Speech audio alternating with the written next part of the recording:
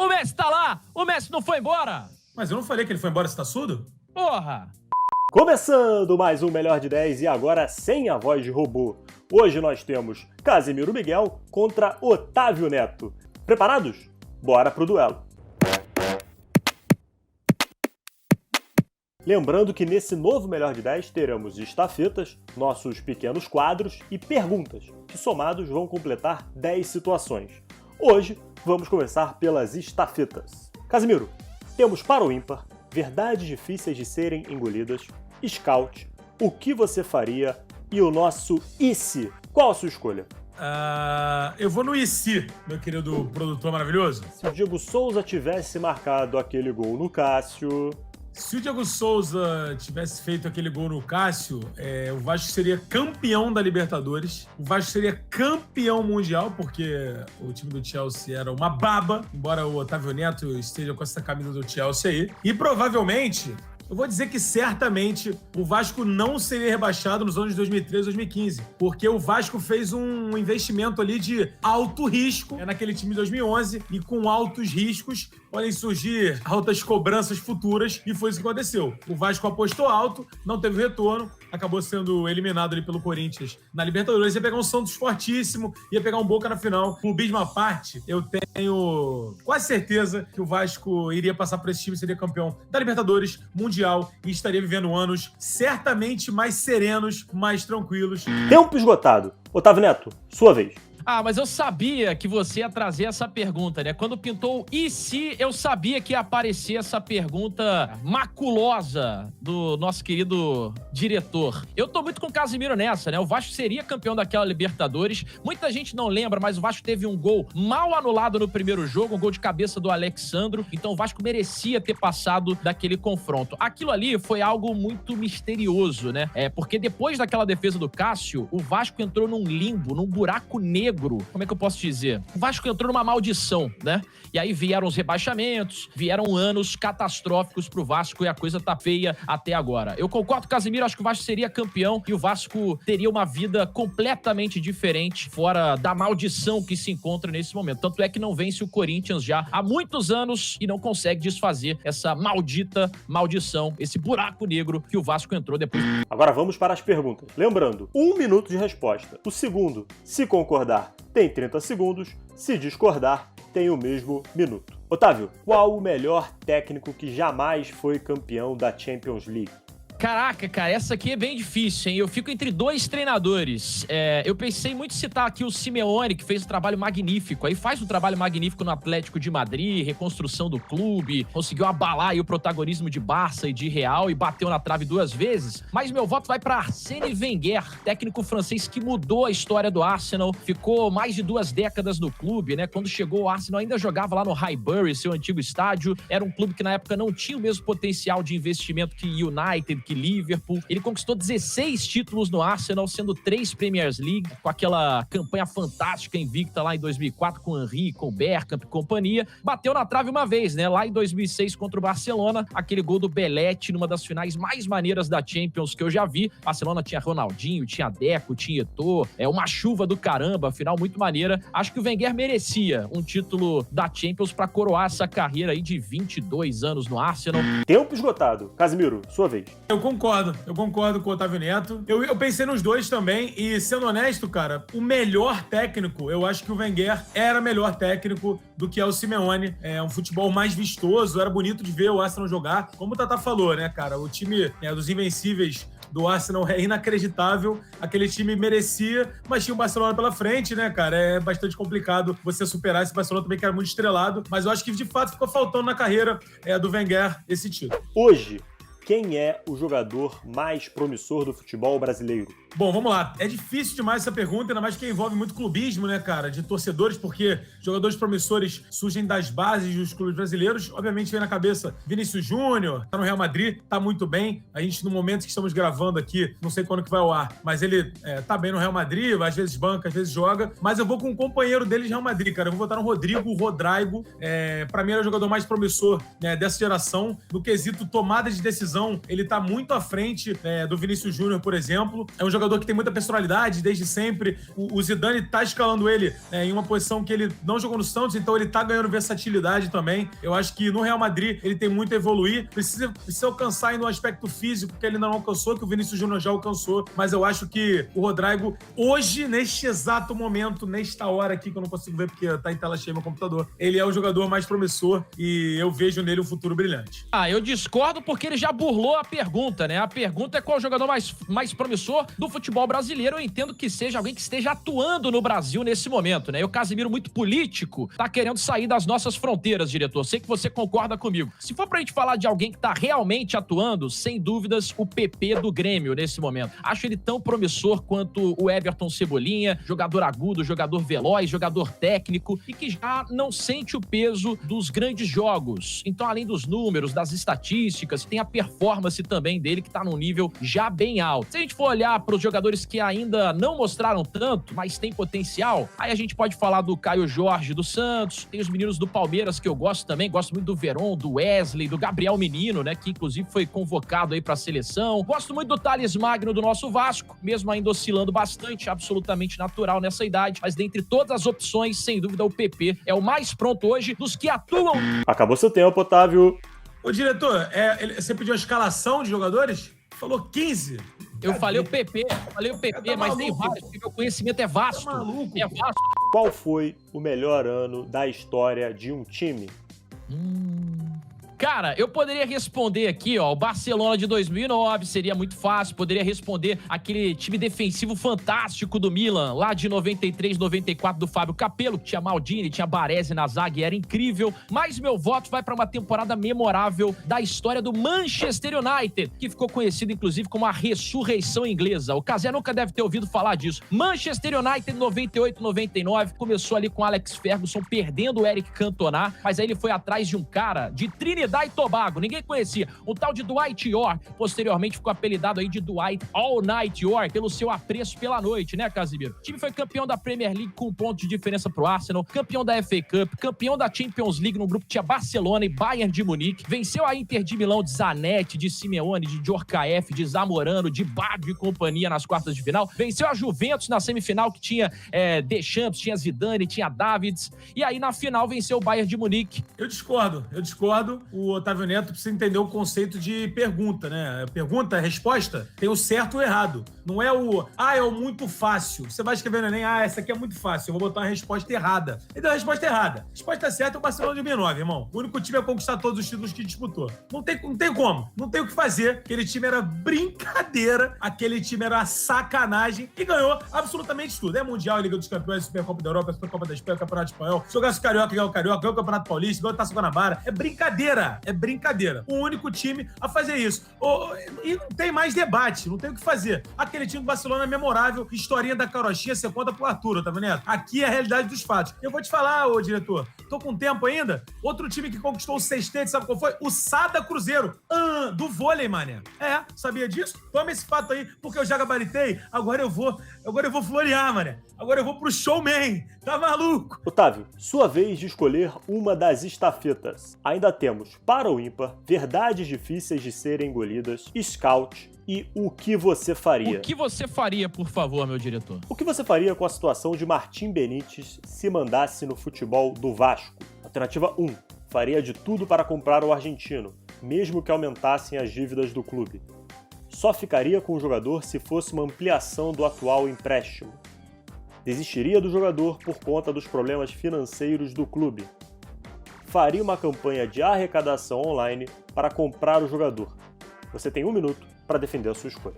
Vamos lá, meu diretor, essa é muito fácil. Aliás, a gente já deveria estar fazendo isso, influenciadores que somos vascaínos, né? Grandes vascaínos ilustres, criar uma vaquinha online. Infelizmente, a gente não pode fazer isso em nome do clube, mas o Vasco poderia fazer exemplo do que fez para a construção do seu CT, a exemplo do que fez há quase 100 anos atrás para a construção também do seu estádio, o belíssimo estádio de São Januário. Uma vaquinha online, a última opção. Isso porque prorrogar o empréstimo está fora de cogitação, já que os argentinos querem dinheiro, ampliar a dívida dívida também estaria fora de cogitação, já que o Vasco está afundado numa lama de dívidas e mal consegue pagar os seus salários hoje em dia. Então, a melhor opção é, mais uma vez, jogar para a torcida do Vasco, que é o seu maior patrimônio e ela, sempre que necessário, salva o clube. Afinal de contas, somos vascaínos e jamais deixaremos de ser. Eu concordo. O Otávio Neto falou tudo. Não dá pro Vasco ampliar a dívida, né? É uma gestão... A gestão do Vasco já tá bem complicada. Eu acho que se a gente aumentasse a nossa dívida seria uma tragédia. Não há possibilidade de prorrogar o empréstimo, seria uma opção bem bacana, mas aí você tem que pedir pro time argentino para prorrogar e eles não querem, eles querem grana. E é isso, cara. Jogar pra torcida. Muita gente vai falar, não, pô, mais uma coisa pra torcida pagar? Sim, a torcida do Vasco é maluca, é fanática, já se mostrou diversas vezes pronta pra ajudar o clube sempre que precisou. Segunda rodada de perguntas, começando com Casimiro Miguel. Qual foi o maior jogo da história entre times brasileiros pela Libertadores? Bom, vamos lá. A gente citou aqui um deles, na minha opinião, que foi o Vasco e Corinthians. Eu acho que ainda tem um pouco de memória afetiva, de clubismo envolvido. Foi um jogo pela dramaticidade da parada, de estar sendo levado para os minutos finais, de ser decidido ali teve do lance do Diego Souza e depois o gol do Paulinho, que também é muito emblemático, fica muito marcado. A gente, não vou falar vários jogos aqui, senão vai acabar meu tempo, mas eu vou falar de Corinthians e Palmeiras, né? 99, clássico, um clássico, absurdo, um dos maiores do Brasil, um jogo que tem tudo que envolve um clássico, tudo que envolve uma decisão, tá ali presente por ser de Libertadores. Você tem uma disputa de pênalti, você tem nervo da flor da pele e o bagulho foi tenso demais. Vou deixar meu clubismo de lado, meu Vasco de lado e eu vou falar desse jogo absurdo que levou depois o Palmeiras a ser campeão. Então, nada melhor do que coroar uma campanha de título, uma campanha sensacional como essa, com um clássico pelo caminho, um clássico...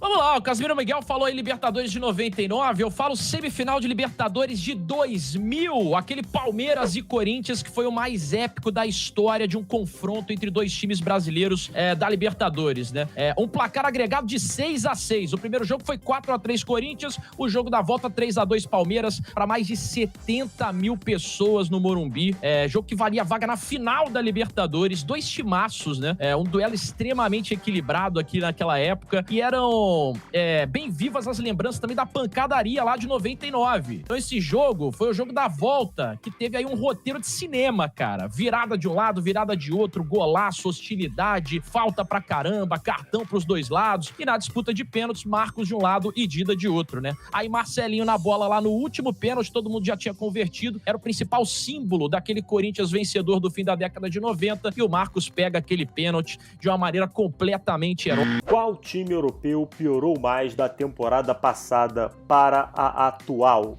Cara, em termos de resultados, eu poderia dizer, por exemplo, que é o Valência, né? O Valência dessa temporada passada já tinha virado uma draga no futebol espanhol, para essa temporada virou quase uma filial aí do Villarreal, perdeu o Dani Parejo, perdeu o Coquelin também pra lá, vendeu o Rodrigo, vendeu o Ferran Torres, perdeu seus principais jogadores e é um time totalmente sem identidade agora. Mas como já não vinha bem temporada passada, o meu voto vai pro Real Madrid, que acho que vai ter uma mudança mais drástica da temporada passada pra essa, virando os campeonatos, já que perdeu os últimos 2 jogos em casa, né? Perdeu pro Cádiz pela La Liga, perdeu pro Shakhtar Donetsk pela Champions e perdeu muitas chances de se reforçar com excelentes ativos do próprio clube. É o caso do Reguilhão, que foi pro Tottenham, é o caso do Hakimi, que foi pra Inter de Milão, que aliás é rival agora na Champions League no mesmo grupo. Perdeu o James Rodrigues, cara, me fugiu o nome, que foi pro Everton lá do Carlo Ancelotti, tá jogando demais na Premier League, um dos principais jogadores desse início de Premier League, então deu mole o Real. Eu discordo, cara. Eu discordo. Eu vou falar do rival do Real Madrid, o Barcelona. O Barcelona que já vinha dando sinais de que ia entrar numa crise absurda na temporada passada e começou a entrar. Perdeu jogadores muito importantes, o caso do Luis Suárez, por exemplo, e o principal, cara, dá sinais de que vai perder o Messi. Então, a cada minuto que passa, a cada jogo que passa, você vai vendo que a temporada do Barcelona vai de mal a pior. Você já tem uma temporada ruim, com o maior ídolo da história do seu clube insatisfeito, você tem resultados péssimos. O Barcelona hoje, por exemplo, é o 9º colocado, diferentemente do Real Madrid, que o Otávio Neto citou que é o 3º, o Barcelona é o 9º, também perdeu jogos para times fracos, então vive uma crise financeira inacreditável. Informação de Marcelo Becker, por exemplo, que durante a pandemia o museu do Barcelona, que é um dos sustentáculos do clube, recebeu apenas a visita de uma pessoa. Tempo esgotado. O Messi tá lá! O Messi não foi embora! Mas eu não falei que ele foi embora, você tá surdo? Porra! Tá surdo? Mas então não piorou drasticamente? Ele segue lá nessa temporada? Tá surdo? Porra! Eu falei que tá lá, ô diretor? Qual a sua opinião sobre a possível criação de uma Premier League europeia?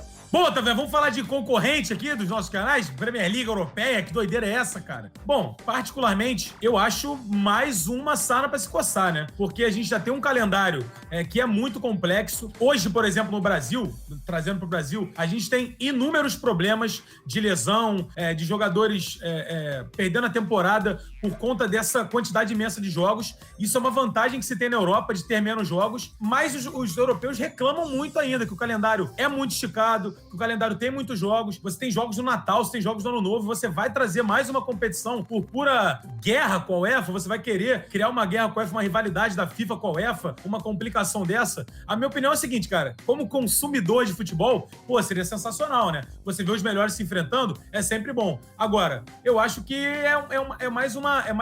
Tempo esgotado, Cazé. Falou e ficou em cima do muro, meu diretor. Eu sou completamente contra. Isso, pra quem não sabe, é um movimento, a princípio, do Liverpool e do Manchester United pra criar uma liga bem mais elitizada do futebol, né? Dentro da Europa, mas sem a chancela da UEFA e sim mais elaborada ali pela FIFA. A FIFA, no meu ponto de vista, deveria pensar o contrário, né? Ele deveria incluir mais clubes do futebol mundial, fazer a competição cada vez mais mundial e não fechar as fronteiras do futebol, né? Isso não tem nenhum sentido pra mim, a não ser que seja aí do ponto de vista mercadológico. Só beneficia quem tá no topo. Se você acha que o futebol se resume exclusivamente a dinheiro, então você fica a favor desse tipo de coisa. E aí eu vou dar um exemplo aqui. Por exemplo, o Liverpool tem mais de 100 milhões de fãs, só que só 5 milhões deles estão na Inglaterra. O Flamengo tem 40 milhões de torcedores, só 39 milhões no Brasil. Então por que não expande um grande campeonato mundial ao invés de restringir cada vez mais? Você vai... Agora a estafeta da produção. Verdades difíceis de serem engolidas. O Brasil nunca foi o país do futebol. É um absurdo achar que o Edmundo foi o melhor do mundo em 97. O fato do Pelé ter 3 Copas do Mundo é super valorizado, pois em 62 sua participação foi muito pequena. Quem escreveu essa porra aí? Foi o Bruno Formiga, porra? E pra fechar esse duelo, vocês trouxeram perguntas de um pro outro, aquela intriga gostosa. Otávio Neto, sua pergunta. Casimiro Miguel, minha pergunta pra você é simples, mas ao mesmo tempo difícil de responder. Tamanhas opções de resposta que aparecem pra ela. E aí eu quero ver como é que você vai se sair nessa saia justa. Na sua opinião, qual é o pior jogador que já vestiu a camisa do Vasco em toda a história? Eu sabia que ia vir essa pergunta. Eu sabia. E eu vou ser simples e curto. Pra mim, o pior jogador da história do Vasco é o goleiro Diogo Silva. Porque o goleiro Diogo Silva, ele é inacreditável. Assim... Michel Alves, não? Não. Páreo duro. Páreo duro. O goleiro Alessandro, por que não? Você tem... Não, olha só. O curioso é que eles jogaram juntos na mesma temporada, né? Como eu tenho muitos minutos, eu consigo, de fato, falar de vários. Mas, assim, o Vasco... O Diogo Silva era uma figura assustadora no Vasco. Cansou de entregar resultados. Ele fazia pataquadas. Ele mostrava que ele era incapaz de defender. Outros goleiros, como o Alessandro e Michel Alves, tiveram segundos que você falava assim, é um goleiro. Mas o Diogo Silva não. Tem um Vasco e Criciúma que ele fura uma bola que tá na frente dele. Ele pula e dá um golpe assim pra frente e fura a bola. E o Vasco ganhou esse jogo ainda. Então, assim, eu acho que foi o cara que mais me irritou, me estressou. Cara, eu achei muito boa a resposta dele, né? Eu também ficaria dentre esses goleiros que rebaixaram o Vasco, né? Porque foram vários em uma só temporada e o vascaíno jamais vai se esquecer. A gente tem a alusão aí também do Valdir Papel, né? Expulso numa final contra o maior rival da Copa do Brasil, que também é bem emblemático. Mas eu diria um também que é muito esquecido, mas ficou mais famoso pelo extracampo dele. O Cazé vai se lembrar. O zagueiro Aislan, Cazé. O Aislan? Esse foi um grande zagueiro, fora de campo.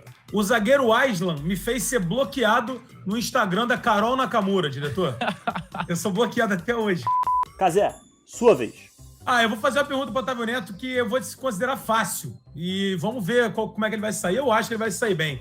Você é um dos grandes narradores do Brasil, Otávio Neto. E a minha pergunta direta e reta para você é a seguinte. Qual é o melhor narrador da história do Brasil, do Brasilzão? Você pode desmembrar essa pergunta, eu vou lhe permitir falar o maior e o melhor, beleza? Porque eu acho que pode ter uma diferenciação aí, mas não sei qual que é a sua opinião. Ah, cara, essa é uma excelente pergunta, viu, Cazé?